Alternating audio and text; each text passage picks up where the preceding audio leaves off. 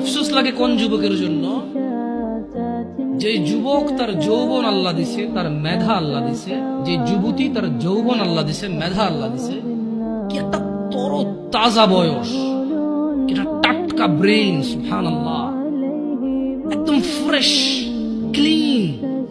এত পাপে জর্জরিত না, পাপ করে জং ধরে যায় না, এমন একটা হৃদয় আছে আল্লাহ ওকে দিছে এটা।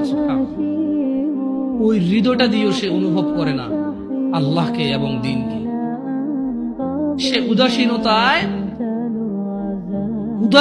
সে তার সময় পার করে কার মতো, যে লোকটা 50 বছর বয়স